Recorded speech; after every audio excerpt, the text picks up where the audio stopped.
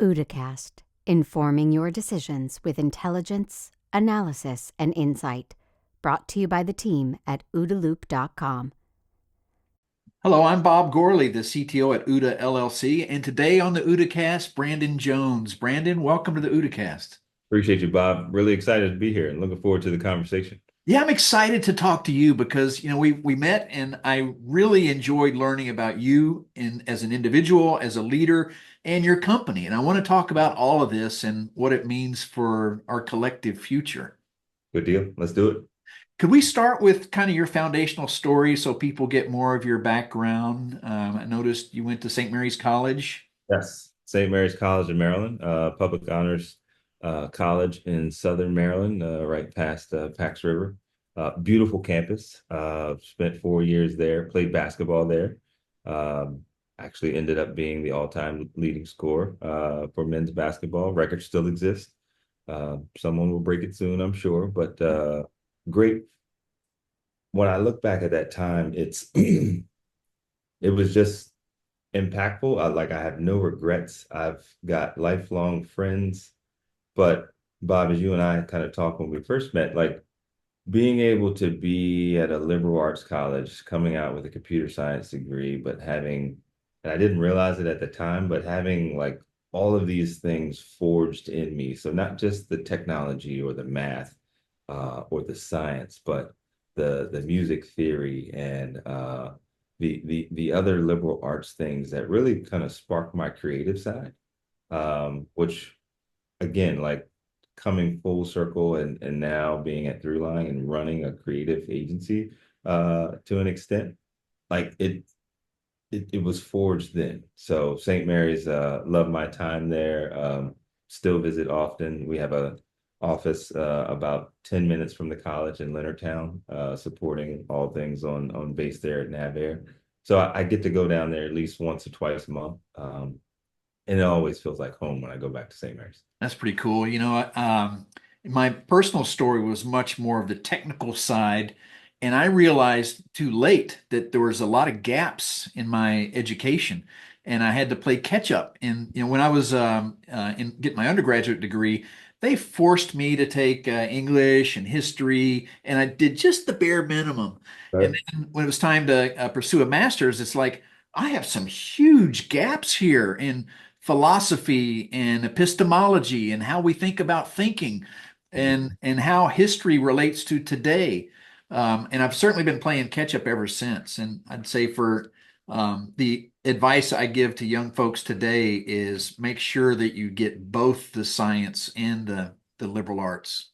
Totally agree. And one thing I tell my kids, and I'm glad you brought up philosophy because I think if I were to go and do a doctorate, I'd do it in philosophy because really the critical thinking aspect I think is really important these days. So it's like really learning the science behind actually thinking through a problem and understanding a problem before jumping to a solution because technology is the easy part and we can come up with different you pick the software platform, oh, that'll solve your problem, but let's really think through exactly what needs to happen before we then match or pair the solution to that. So understanding the problem is key. But the 2 points that I want to make that I tell my kids, like being able to complete a task, like just complete a task is kind of that basic step of this is what companies are going to look in you for. So you can complete these tasks. And then the other piece is about kind of the collaboration and being able to work within a team.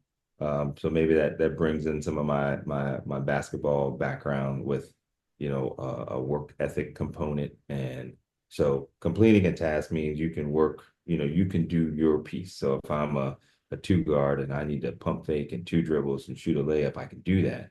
But if we're playing team defense and I've got to help you because you got beat, and then you're going to help me and get back to my man, like those two things combined, I think, and that's where like sports and the military aspect and then IT and kind of my whole career kind of blended together. But those are two things that I'm really vocal about with my kids today. Cool. Another thing that brings to mind is, and as I've mentioned, I'm I never really took to basketball, but as an observer, I recognized that that is a game of decision making.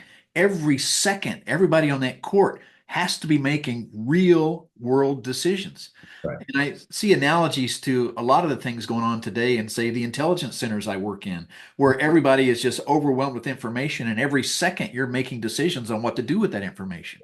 Right. And then I would say in those decisions that are made, like the best basketball teams, if you watch, could be any level. I like to stick with the college piece, but you're always communicating.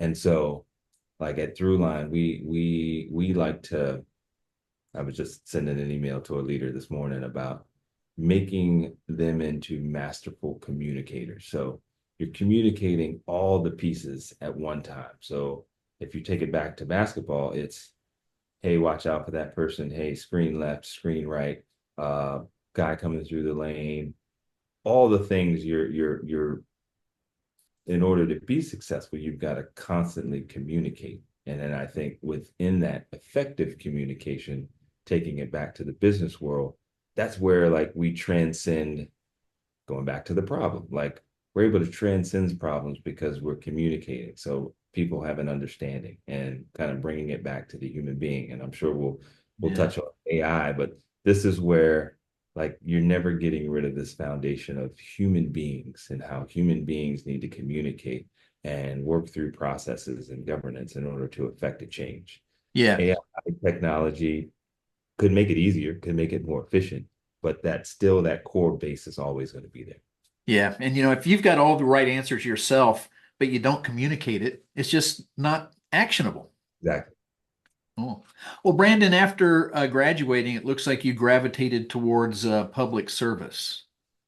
Yes. Well, there was a bit there where as soon as I graduated, I worked for electronic data systems. So first job out of college, I happened to be at the Pentagon supporting the largest intranet, the Navy Marine Corps intranet Ah. in the world. So 800,000 sailors and Marines, largest intranet, and I'm at the kind of the pivotal place where I'm the manager for all of the executives. So the E-ring in the Pentagon. So SecNav, CNO, VCNO, all the SES that sit around the E-ring. I was the belly button that they called around the world. So great to do when you're young and you do not have a family. Where the CNO is calling you in Bahrain and you got 2 minutes to like remember these two different IP addresses so they can VPN so the boss can get connected. Yeah, it was a fun time and a great experience. And a great experience really to see how people at that level move from a schedule perspective. Like 6:32, boss arrives at the office. He's going to sit down. He's going to read the early bird. At 6:46, somebody's going to walk in, and then this is prep for this meeting at 7. Like seeing someone's day scheduled out that way, just kind of come full circle from the seat that I sit in. My day is pretty much similarly structured to that. Yeah. That must have also been a great way to get exposed to Navy missions. Big time. At that level too. So being able to sit down and have a conversation with SecNav and like not coming from the world, but being able to ask the question because you've got the access and you've got the trust and they like you. And so all of those things happening and then get to understand. And then that drove me to even more so want to support them in that way. Which, so in doing that from EDS, spent 5 years at the Pentagon, moved over to the Navy Yard and actually ran that site. So I had 55 technicians and the server farm folks reporting to me, doing support for the 12,000 folks on the Navy Yard. Then moving to sales. And it was in the sales where I got to really get intimate with 5 particular clients, of which one was NAVFAC, the Naval Facilities Engineering Systems Command. And so they actually reached out and said, hey, would you want to actually be a public servant? And I absolutely yes. So having that kind of history in the mission kind of came full circle. And then, I joined the government as a federal civilian in 2010. What does NAVFAC do? So they support, build, bid out all of the facilities across the globe, of which there are 87,000 facilities, 52,000 structures, 21,000 linear structures. So if you think about CBs and all of the construction battalions, all of the professional engineers, so NAVFAC is anything military construction for the Navy. NAVFAC is the command, should be about $14 billion, 20,000 folks across the globe that supports all of that. Any base, any port, any facility. Yes, shipyards, everything. Right. Globally complex. And then you were in the IT side of that. Correct. Yes. Ultimately, the CIO acted twice, but then I had the data center reporting up to me in Port Hueneme, California. And so we had 32 defense business systems. We had 640 IT professionals that all funneled through me as a community manager in support of 20,000 command personnel. Oh. What kind of challenges did you face there as an enterprise CIO? So let's see.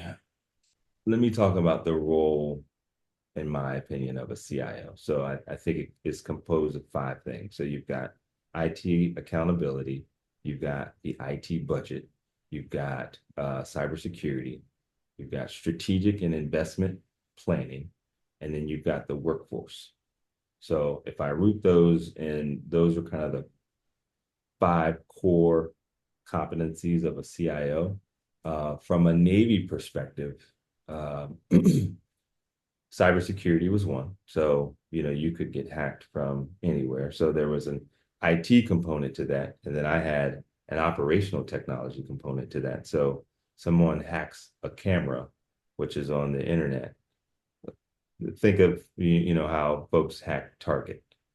So that was one of the big things, or Stuxnet was something that happened, I think, around the 2012 timeframe, that I remember always positioning to my 2-star and up throughout the enterprise. Like, we need to worry about these from a facilities perspective. But then there's just, I remember doing this applications rationalization. We went from like 300 applications down to 200, or I'm sorry, 3,000 down to 200. And what goes into that? So organizing people, getting people out of we've always done it this way, and really trying to streamline those things. But again, communication is key, and then showing everyone where they fit in. There's always budgetary concerns. So at the time, I had a $150 million budget to support those 32 defense business systems. So it was the trades, and hey, we're paying so much for this legacy system, and why can't we move to this modernization? And then you bring in new technologies like the cloud, and how are we moving there? And everybody thought the cloud was going to save money, but the cloud actually costs more. And then the baseline, I would say, about the workforce. So it's 1, keeping talent. 2, how do you reskill talent to move into these newer technologies? And then 3, it's really pouring in and developing. So different from the reskilling, but I want you to continue to grow. I want to see folks grow from a GS7 to a 14 and maybe a 15. So there's all those things that I think CIOs, and I've got a lot of CIO friends in multiple industries, but I think looking at the IT accountability, the budget, the cybersecurity, the strategic and investment planning, and the workforce are really all the things that you worry about as a CIO. Good. That sounds like it's a good comprehensive overview. And I just wanted to say, as an observation, most CIOs I have seen in government find that they have to be very proactive to meet these kind of objectives. I have seen other CIOs in government and industry that are more reactive and are more compliance driven, because there's a lot of rules you have to deal with. You must comply with, in the government's case, with congressional mandates and executive office mandates and DoD mandates. So it's easy to lay back and just say, just tell me what to do. But to really make a difference, you've got to be proactive in this. Yeah, I think going forward, the reactive piece, which aligns to compliance, is already becoming and is table stakes. And I think the future role of the CIO, so yes, you've got to see that the table is really on that communication. Like, how am I being proactive? How am I looking around the corner? How am I prepping not only the CEO or the folks above me, but the organization writ large? How am I preparing them and kind of moving them? Because I think the CIO is the pivotal role in that they're the enablers of the business. So we all live in a digital world now. You can't do anything without technology. So therefore, the role of the technology leader is enabling, you pick it, growth, retention, enterprise transformation or digital transformation, if you want to use that word. Like, you're evolving at all times through technology with the CIO as the enabler, is my Right. Yeah, makes a lot of sense. And I know we see that, and I want to get into that in a few minutes about how technology leaders add value to their organizations. opinion. You, in particular, had a reputation for helping people understand extremely complex situations, both what we've got today and where we can go with leadership. Correct. So one key example was at NAFAC, where I mentioned IT and OT, so information technology, operational technology. If you look at kind of from the NIST perspective, you've got CIA, confidentiality, integrity, and availability. It's kind of the IT realm.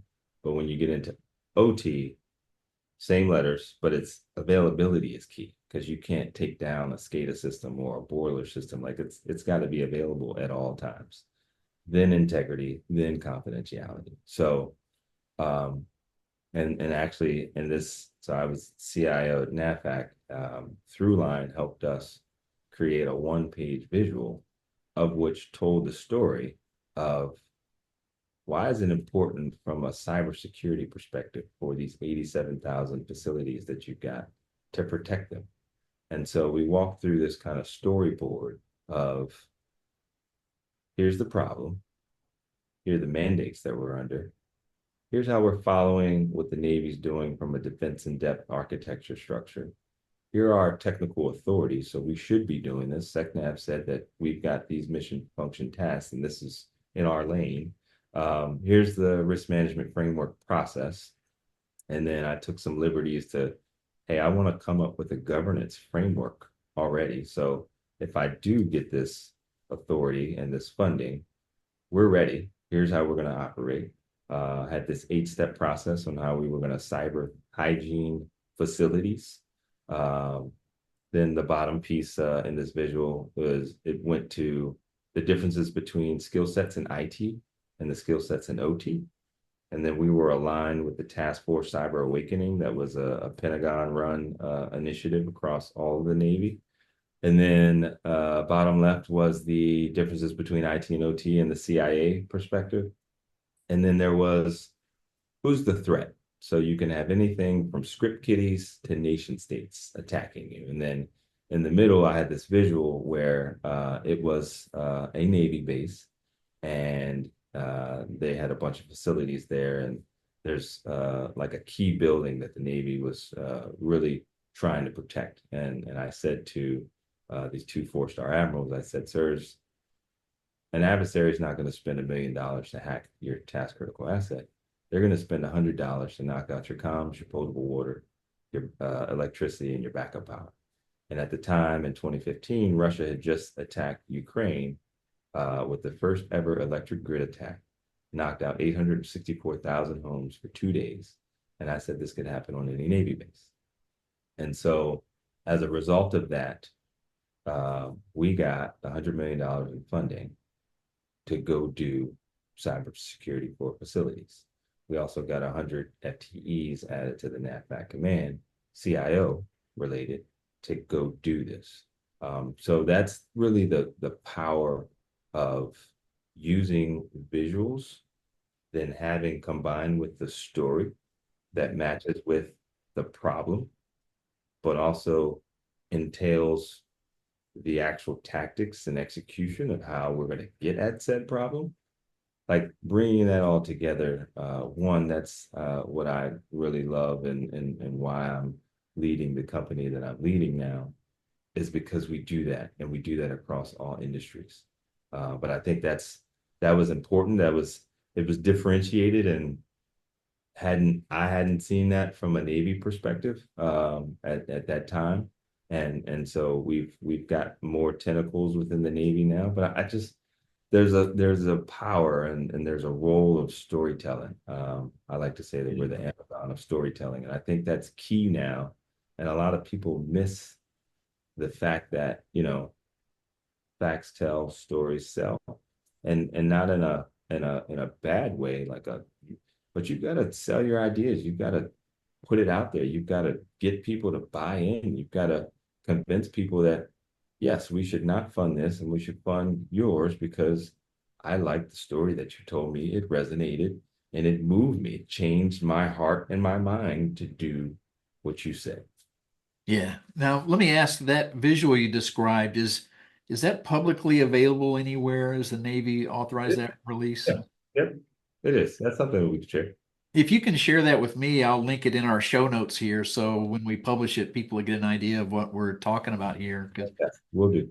And it's absolutely a great point that gets back to our earlier discussion about that was not just a technical thing. That was not just a computer science kind of you must change your firewalls. This Right. was a story that maybe I think that story is what moved people to action. Right. And I would say, Bob, we kind of touched on this a little bit. I think when we get back to what's table stakes and where the future of like a CIO, a CTO, a CDO, a CTIO, where they are, it's really about how you tell your story of your strategy. And then how do you showcase and visualize your like capabilities roadmap? So showing progress on that strategy. And then how do you then tie it back from a FinOps lens? So where are we doing cost avoidance? Where are we doing cost savings? Where are we reinvesting back into the business? And then the fourth thing I think is about talent, and like verbalizing and visually showing like how the talent and where the skills align. So if you've got a plus up or plus down, you want to be able to show that your organization aligns to these things. Like these are some of the things from a Throughline perspective that we're doing for Fortune 50 CIOs or CIOs within the government, kind of those four components that I laid out. So starting with that strategy map, moving to the capabilities roadmap, adding in a FinOps piece, and then mapping the talent into all of that. But it's not just spreadsheets and numbers and names and with X's on the various competencies. Yeah. Visually showing. So even the people who, if they pick up this visual and see, oh, yeah, I'm supporting these three things. So I'm cloud, I'm AI, I've got some infrastructure pieces. Like you're able to visually see and not just be an X on a spreadsheet. Yeah. Well, Brandon, I want to get to Throughline in just a minute here, but first, can you walk us through between NAVFAC and Throughline, what Yeah. your career arc was like? So NAVFAC, when I left NAVFAC in 2016, I went to PwC. So I ran their Navy cybersecurity account and really enjoyed kind of getting the management consultant competencies and learning from some great folks within the business at PwC. And so that was PwC Public Sector, which now broke off and became Guidehouse. But right when that split happened, I left because I wanted to get back closer to technology, like really wanted to get my hands dirty. So I became the CIO of WAPA, which is the Worldwide Assurance for Employees of Public Agencies. It's a 501c9 insurance company, a group term life insurance for federal civilian employees.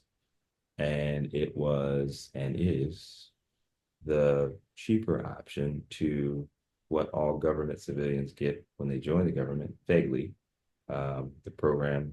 And it was actually established before FEGLI. So WAPA was right before World War II, no one would insure the three-letter agency civilians that were going overseas.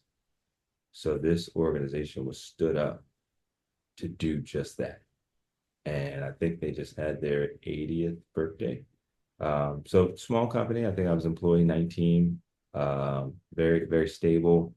You know, at the time it was kind of run still almost like a startup, but has matured, was able to do some great digital transformation at WAPA, was able to bring in Throughline to help me tell a story about how WAPA simplifies, educates, empowers, and empathizes with federal civilian employees.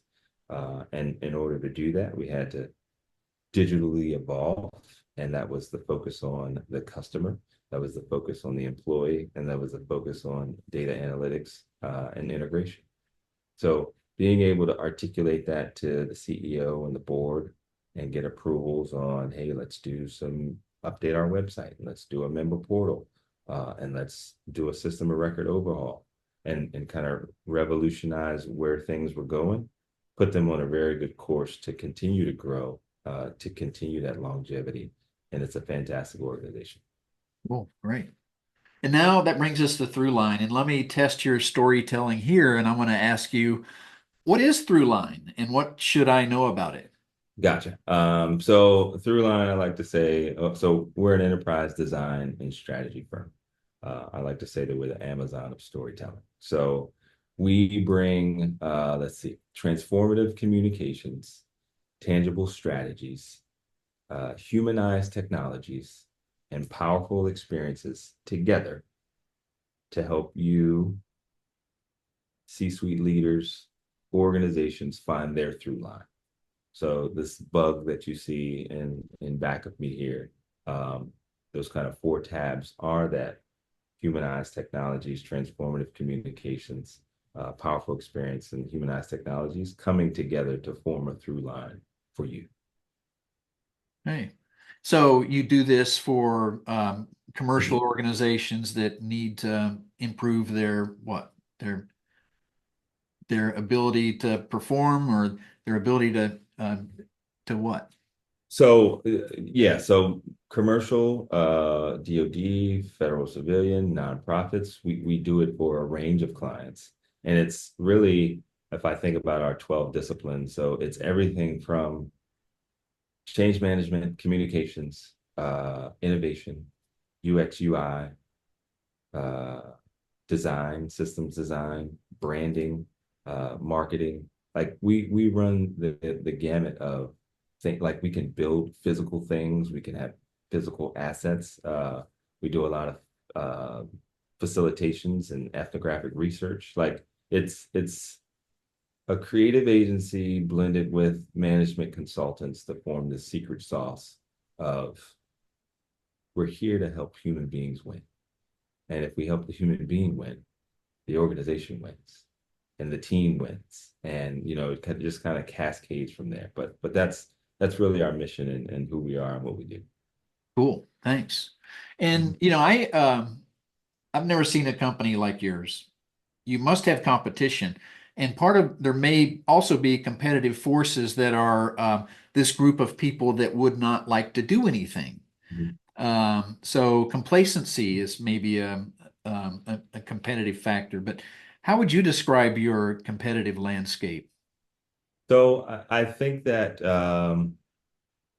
let me say it this way. I think getting back to the human being aspect of things for me as a company, um, it's just how many human beings can I touch and then relate to in order to bring us in to be force multipliers for them. I'm not going to say that other companies don't do what we do.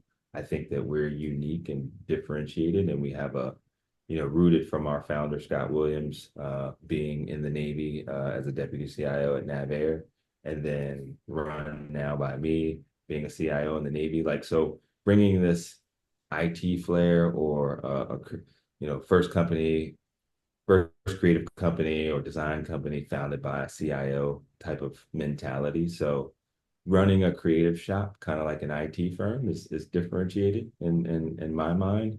But I think that, you know, we work for companies, large companies that would say that, hey, we have this capability in our own firm, but we're still able to be force multipliers for those same folks that say that, um, and maybe help them go faster and maybe help them bring a different lens to what it is. So I'm not saying that, other firms don't have designers or, content writers. I just think that how we blend things together is very unique and differentiated. And I think that, the world's big enough. So everybody can play their part. It's not that I'm out here like I want to knock off and buy the competition.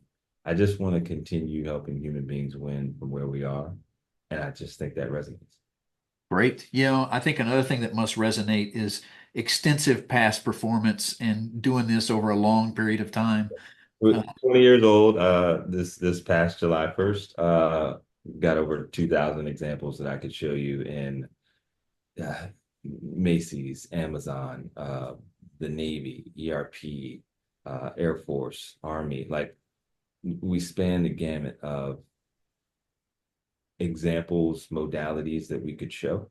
So, we've been around, we've been scrappy, but now just kind of in this growth period of, hey, we've got a great past, and then how do we use that as a springboard to propel us into our future? So bigger contracts, more longer work, more longer engagements, and kind of bringing what we like to call visual program offices to play. So not that we're necessarily replacing PMOs, but we just think that we're not going to kill them with PowerPoint.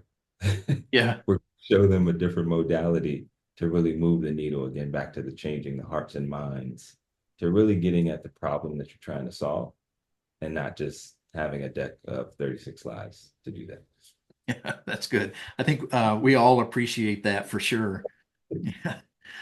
Brandon, let me ask another question, and that is, both for you personally and for your team, how do you sharpen the saw and keep learning?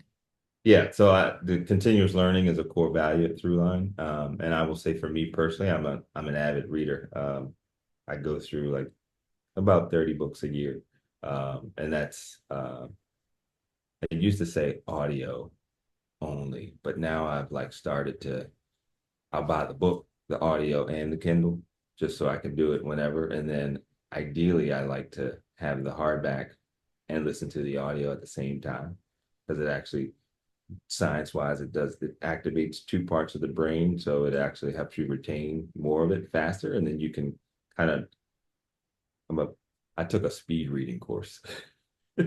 My team laughs at me. They're like, oh, so that's how you like, I got guidance from my mentor, the CIO at NAFAC, John Galgano. And his one advice was, Brandon, read everything that comes across your desk, because 97%, and he was pointing out into the office, of the people out there don't read. And I was like, oh, okay. And I had already liked to read at the time. So I'm like, I'm reading all the policies, the mandates, highlighting. And then so I took a speed reading course to get through all the things that I needed to get through. So I just like to consume those things and just try to find different ways. But from a continuous learning, so whether it's reading books or taking classes, I just recently took an executive facilitation class to kind of sharpen that skill some more. So being able to do that, we do graphic recording here at Throughline. So, drawing the conversation as we're having it in the room. We do some training from that perspective.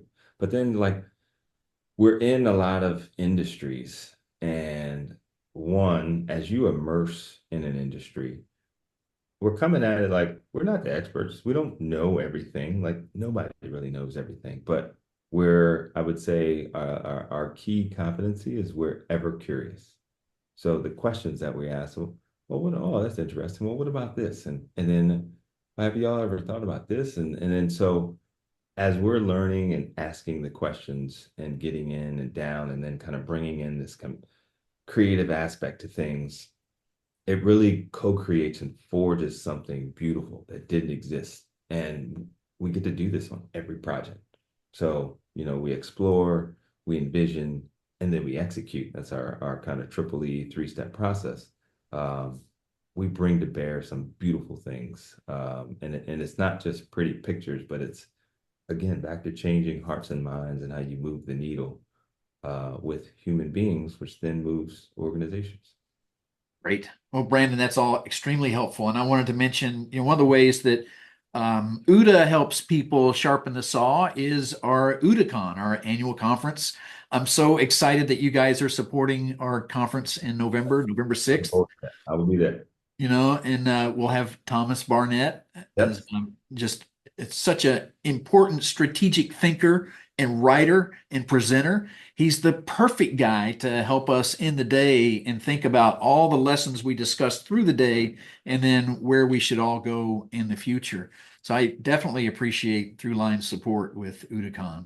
Not a problem. And looking forward to that. And I've got kind of Thomas's book here. So Dr. Thomas P. Barnett wrote this America's New Map in collaboration with Throughline. So we did all of the visuals by one Mr. Jim Nuttall within the book.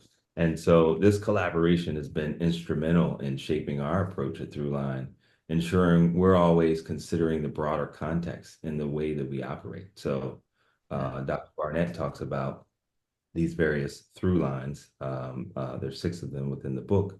And if we think about a world, it's 2024 right now. So 2030, 2050, 2070, what's that actually going to look like? And then what are the actions that we're taking today that actually shape that? So it's a futurist look, but it's also the tangible items that you can do now. And we've got kind of in conjunction with this book, which Dr. Barnett will talk about, is this broad framing complex, which works for any leader in any industry of, again, the actions that I need to do today and how we're being strategic, but with this lens of what's happening tomorrow or what's happening in the world today from a macro level that could shape your strategy now. So this, talk of no longer we're going east-west, it's going north-south. And if you really look at the data, and then you talk about the age group. So we now operate in a multi-generational kind of demographic, of which the baby boomers are kind of up and out. The X's are up here. But the millennials and the Gen Zs, it's a different world. Like it's different leading in with folks, even for me, that didn't necessarily grow up like you, that really are not, I'm not, picking up the phone at 9 p.m. at night. I'm not emailing at midnight. Like I'm going to live my life. And it's one to having grown up kind of on the baby boomer side. I appreciate the boundaries that are set. At the same time, there's balance between, okay, the work ethic and the efficiency of when you're going to get done, but being able to have a conversation where you can be open, you can be vulnerable almost as a leader to really help understand where they're coming from and be able to meet in the middle. So all of that is kind of within this America's New Map and really gets at this kind of broad framing complex of how to help organizations and leaders plan for now into the future. Yeah, that's what I like about it for sure. One is, I do a lot of reading too, and I try to read any book that has things, the insights into the geopolitical world. And so many of them are written by extremely smart experts that are so smart and have been so good at predicting things, they think they can predict the future with some certainty. Right. And that turns me off a little bit. I can learn from books like that. But I found that this book, America's New Map, was not that way. This book was about here's a lot of extremely important trends that we need to understand, but we as leaders need to build the future we desire. So, Right. given all these things, what action should we take to improve our lot? Agree. And Dr. Barnett is one of the smartest folks that I've ever met. But I love how he's kind of rooted in his kids and his Gen Alphas and his diverse ethnicity background of his family structure, and really looking at these 5 kids and saying, we need to Like, this is the future, and our world's got to fit them, not necessarily what we think we need now. And I just love how that's rooted. So you can explore emerging technologies like AI and quantum computing and their implications for global risk and opportunity, but it's rooted in my children. And if I just listen to them, seeing where we're going to be in 2070, because they're going to be in charge. So it's very neat, and I think refreshing is the word that I'm looking for, and what he brings to the table. Yeah. Very excited to have him at OODAcon, and we'll be sharing the book and links to it and descriptions of it in our show notes for this too. Good stuff. Well, Brandon, thanks for the time today. I really, really appreciate it. Appreciate you, Bob. This has been a pleasure, and look forward to supporting you at the OODAcon, and excited about that too. This will be my first time. Awesome. Thanks, Brandon. Good stuff. Thanks for listening to this OODA Loop production. For the latest analysis on cybersecurity, technology, and global risks, please visit www.oodaloop.com.